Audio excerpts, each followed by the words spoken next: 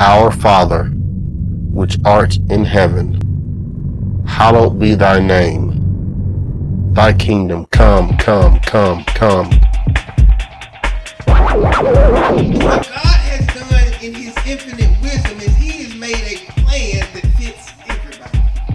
That you should never allow your society or your environment to dictate to you who you are. Amen. You are a child of God, a child of the Most High. Y'all can shout, you can run around here if you want to, just be relaxed and enjoy God. Amen. Amen. There's no other name that's higher than yours, Lord, and we call him Jesus, Jesus, Jesus. Come on, come on. It says in verse 9 that thou shalt believe in thine heart, and watch what we believe, that God hath raised him from the dead, and the action is that we shall be saved.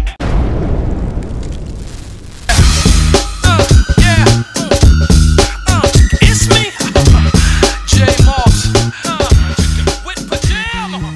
They have a smoking section, and it's people who work at the hospital that's smoking. Conflict. Because if anybody knows what it'll do and sees it on a regular basis, it's them. Hello? Amen. But now we all find ourselves in the midst of our own conflict that we deal with every day. Whether you want to admit it or not, you have something that you wrestle with. Amen? Amen. And so regardless if you want to tell anybody or nobody else knows, the Lord knows that there is something that you deal with, whether it be hidden, whether it be in the open, that he knows that you wrestle with. And you look at this just the way Paul looks at this right now, where he is analyzing himself and saying, you know what, this thing I know to do, but why is it that I don't find myself doing it? What is it in me that is causing me to not do what I'm supposed to do? Hello, somebody. But now watch this, watch it. And if you have a pen, I want you to write this down. I want you to write this down. Now, what this is called the process of change. All right? Who else here should know this? I would call some of y'all out, but I'm not going to do that. I'm not going to do that. Yeah, because some of y'all in Bible study, everybody down there, we should know this off the top of your head. Just fly with it. But every decision you make follows this particular structure. You ready? We have our thinking. Amen? And what we think begins to fuel our emotions. Hello. Our emotions fuel our decisions. Our decisions fuel our actions. Our actions then fuel our habits. Our habits fuel our character. I'll say it again. And our character always brings us to the destination that our thinking started us at. I'll say it one more time. I'll say it one more time. You have your thinking, to your emotions, to your decisions, to your actions to your habits to your character, because habits is something that you do continually, every day. We all have habits, amen, good ones and bad ones. And our character, your character really is who you are. And who you are will always take you to where you're going. Amen? Has everybody got it? Let me say it one more time. Everybody got it? All right, I'll say it again. Thinking, to emotions, to decisions, to actions, to habits, to character, to destination. Everything follows this path. And that's why it's so key. That's why God warns us and begs us to keep our minds stayed on him. Because he knows that everything follows this process. So if you keep your mind thinking on the world, then after a while you have the worldly emotions, you react to whatever goes on. Then after a while your actions and your decisions are all going to be based on the world. Then after a while you have a habit of being worldly. When somebody says something to you, you don't even think about it. You just rail off and cuss them out without even thinking about it. And then after a while, that same process leads you to somewhere where you're looking around and you're saying, how did I get here? I know I'm a better person than this. Hello? But you being a better person has absolutely nothing. We all can be good. Hello, somebody. I can tell you that I am not what you think I am. If you saw me running out of somewhere I wasn't supposed to be, let's just say it like that. If I was running out of somewhere that I wasn't supposed to be, I can look at you and honestly tell you I am not this thing right here you just saw me, right? But that doesn't mean that you just didn't see me running out of there, right? So I can tell you that yes, that's not me on a regular basis, but my thinking got me there. Before you did anything, I promise you there was some thought process there. You just don't arbitrarily just start doing stuff. Hello, you just don't find yourself in a position where you're committing fornication. It didn't just happen. You know, where you just walked in and you stumbled and here you are. Hello, there was some thought process before you got there that ended up with you right here and you looking around like, how did this happen? Well, you know how it happened. Do we need to break it down? What happened at dinner? What was said at dinner? What was said at dessert?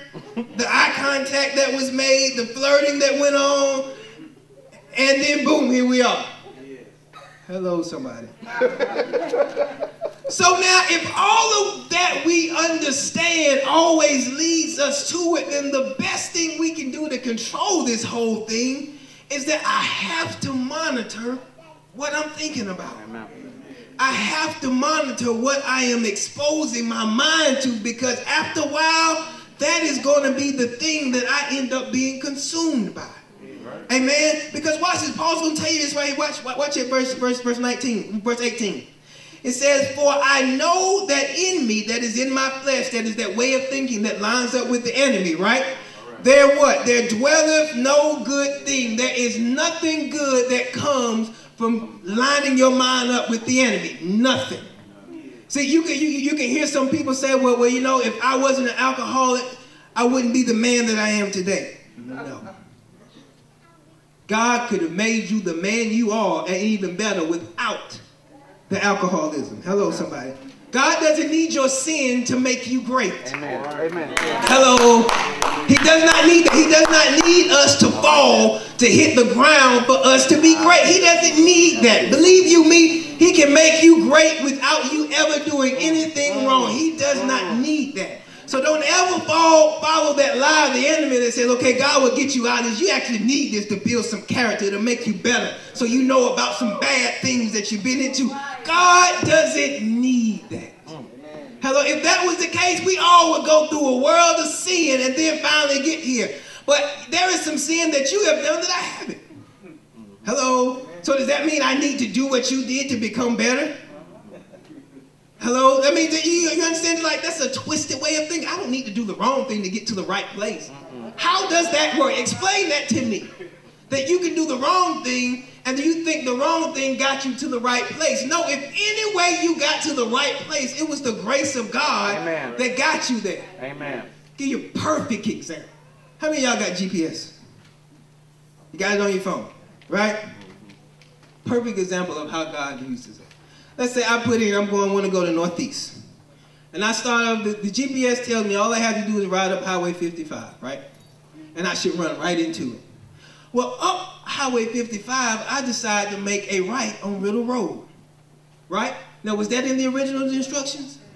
It wasn't. The original instructions would stay on this straight road, and you will get to Northeast Baptist Church.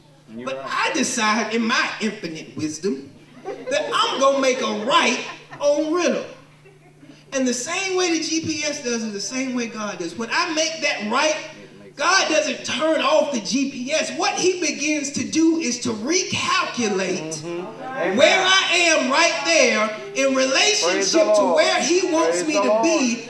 And before you know it, the new coordinates pop up on my GPS where it says, okay, I want you to ride all the way through Riddle Road, make a left on Fayetteville Road, then make another left on Cornwallis and come back around.